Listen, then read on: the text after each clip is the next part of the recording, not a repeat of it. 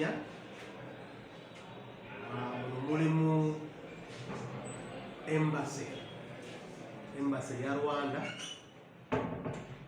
ne abazadde ba Sandra ne waliwo mukwano gwa Wizo ne Sandra bebatutukiridde nga bemulugunya ku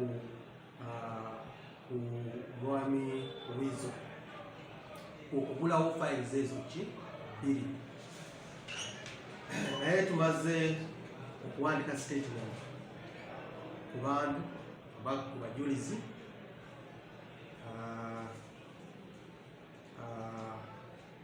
madala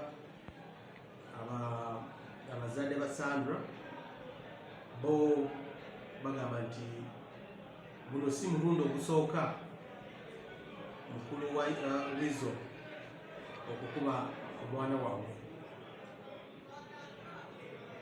Bo baagala ki? Baagala omwana waabwe.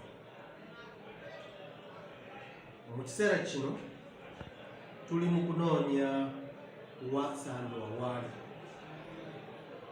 wane tufunye information anti waliwo omu ku family members Mayanja family aliyo okumukweka ewaka we amujabuzi namutwala kola ki okuvuna obujanjabi ate namuzaayo ewaka. Mu kiseera kino ekifo ekyo amakaako oba ennyumba eyo oba ekifo ekyo tumaze okukitegeera tutayiminga butayiminzi ekiseera kyonna tugenda mu kifo ekyo tugundule nga tugyeyo Sandra.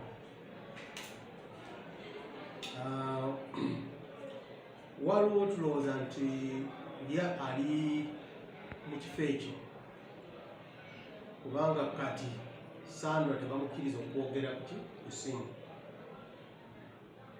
oba okubayo ssimu omu ku Mayanja family yagikwata nakuddamu ne bafamily ba Sandra bagezako okumutuukirira bo naye tebakkiriza ki yokwogera nabo.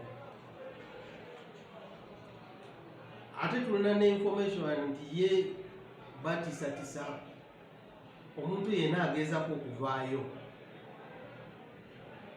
okulaba nti alwanirira ni Sandra bagezako okumutiisatiisa alemerere okulwanira Sandra.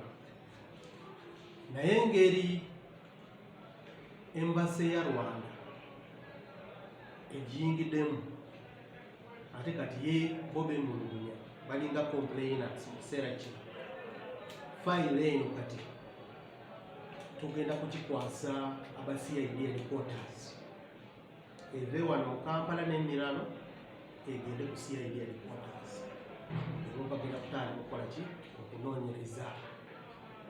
Naye batetusaba Bamayanja family baleke Sandra aveeyo tebamukwatira okumusibira wamu nga tebamukkiriza okukola ki okukola byayagala oba okufuna ssimu okukwata ssimu oba okwogera n'omuntu yera ku ssimu.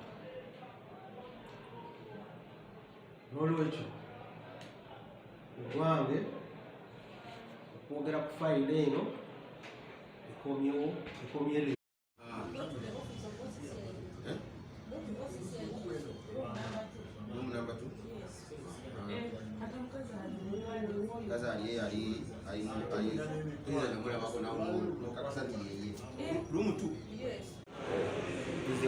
Central Police ensonga ya Wizo ey'okuvaayo n'akuba mukyala we okutakanya bwe badde balina mu maka.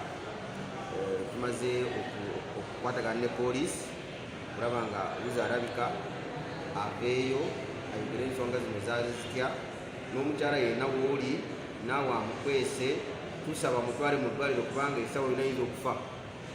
Bw'aba afudde tujja kuba tufiidde omwana w'eggwanga, tujja kuba tufiidde omukyala w'eggwanga n'akazadde w'eggwanga n'abaana kati sawa zino bali muddawa. Naawe Wizo twagala kusaba ti wonna w'oli omukono gw'amateeka nga tugenda kufuna sooka oveeyo oyambire ku poliisi ekuliraanye osobola okutaasa obulamu bwo, kubanga abantu bayinza okugwako ne bakuba amayinja ate nga tukwagala ng'okyali mulamu.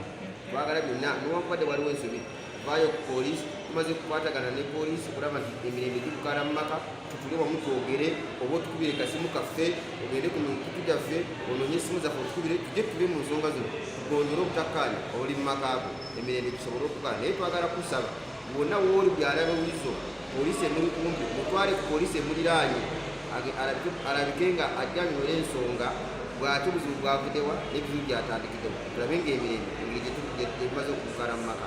So twagala kusaba Abannayuganda, buli alaba Wizo waali n'omukyala naawe amulina mu ddwaliro, oba oli musawo tegeeza poliisi ndi kujjanjaba omuntu gwe bakubye yandibanga afaanana mukyala w'Owizo, tulabe nti emirembe gimukaala mu maka.